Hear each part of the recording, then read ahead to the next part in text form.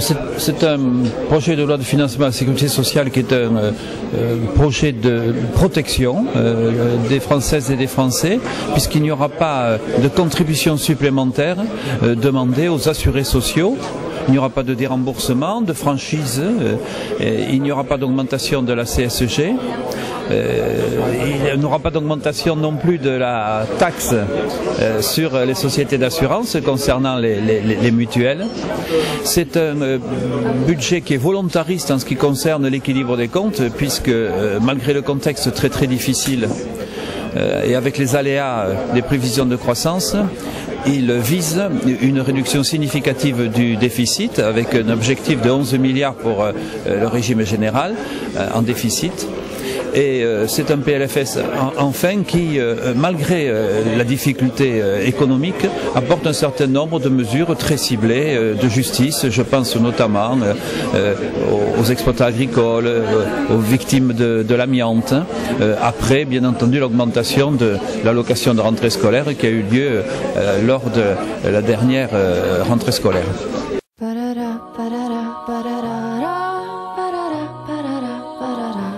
Alors cette taxe dite comportementale, avec une nouvelle d'ailleurs, dont je suis un peu à l'origine, celle sur les boissons énergisantes.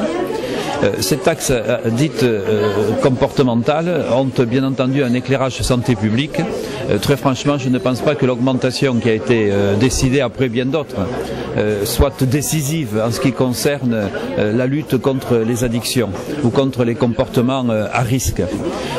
Il n'empêche qu'il était important, je pense, de classer les boissons énergisantes dans les consommations à risque. Elles sont désormais désignées comme devant faire l'objet d'une surveillance particulière.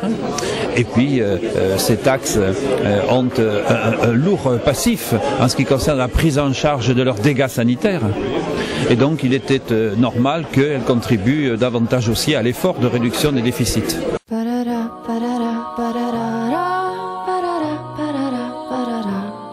Le tabac, pourquoi pas, parce que j'ai dû retirer un amendement en cours de discussion à la demande du gouvernement.